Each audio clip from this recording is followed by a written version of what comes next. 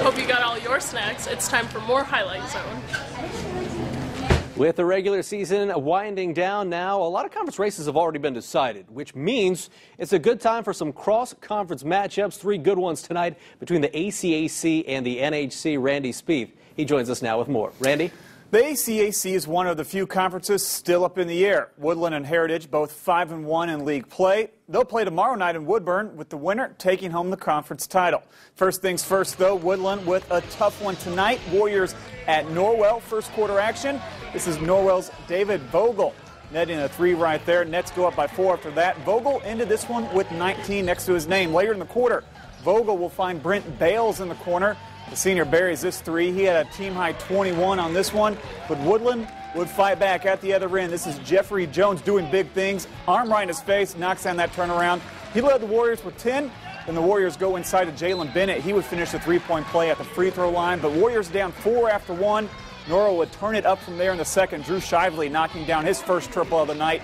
Norwell cruises in the final 3 quarters. Knights win 70-41. Glenn, back to you. All right, and Jalen Bennett just signed with Indiana State football today. You can see that on Wayne.com. How about the Battle of DeKalb County? Yeah, DeKalb and Garrett close in the third. Railroaders making a run. Karsten Cooper, he had 17. Gets the and one there. Then in transition, Cordell Kessler. Why not dial long distance? He has lots of night and weekend points. Gets the bucket there. Garrett looking incredible. DeKalb making a statement, though. Will Chrisman, the steal and the rim rocker, but Garrett in control. Justin McCoy, he's been doing it all season long. He was in double figures tonight, along with his teammate Cooper, as DeKalb falls at Garrett 53-34. Railroaders have those bragging rights.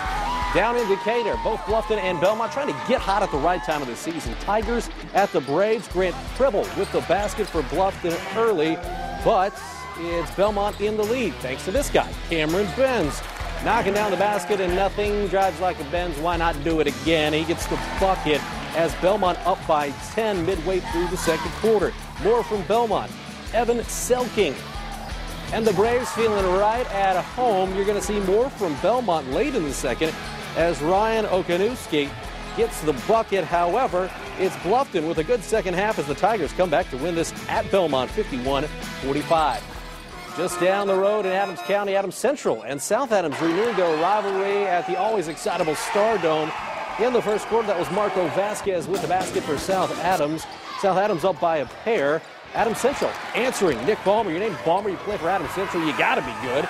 Then it's South Adams going the other way. Jared Grabo passes to Derek Warner for the basket, and South Adams up by 4.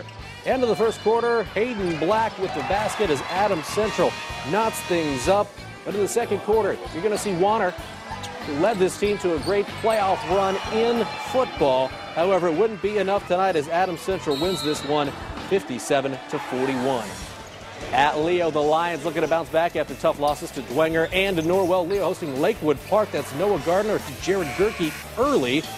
Fast forward a little bit later in the game, Dylan Barrow feeding Bryce Beer for the bucket, and Leo, they got that offense going tonight that Coach Cogdell is known for. David Harden behind the arc, and he drains it. And how about Noah Gardner doing work? Nice little flick of the wrist here. Can't practice that as Leo, however, would come to win this one at home. Good victory for the Lions, 87-71. At Columbia City, the Eagles hosting perhaps an underrated Manchester team. Squires coming in at 12-4. Columbia City up by 7 early in the second. Justin Batchelder says why not make it 17-8 our advantage. Manchester answering. Clayton Petrie with the rebound and with the bucket. However, more from Columbia City. Bracken Hazen working it down low. Good bucket there. Columbia City up by 7, and it's more Columbia City. Mason Coverstone, you better cover him because he can shoot the basketball. 51-38, Columbia City a win at Donald S. Weeks Gymnasium. IPFW women's basketball coach Chris Paul out of this one as the Cavs hosting Culver Academy. We're talking about Canterbury. His son plays for the team. Third quarter, Culver's Elijah Miller with 2 of his 24. Eagles up by 5. Canterbury answering. Andrew Coos, we call him the big fundamental. How about that for a nifty hook shot? He had 24. Then Jalen Paul, yeah, the coach's kid, buries the 3. Cavs up by 2. This one would go down to the wire, but it's Culver Academy pulling out a 2-point win at Canterbury, 72-70. Our final stop for hoops tonight is in Winona Lake. Lakeland Christian hosting the Wabash Apaches. That's Owen Yaden with the rebound and with the bucket there. 2-zip Wabash early. Lakeland Christian looking good here. John Harmon the three. Then it's Cal Stone the other way, making the layup. Wabash up 11-3 in the first quarter. More from Wabash. Caleb Kelsheimer with the bucket, a 10-point lead. Chris Silvius gets the bucket here for the Cougars, but Wabash simply too much as the Apaches win at Lakeland Christian 75-17. We got more Highlight Zone, including your play of the week, coming up next after the break.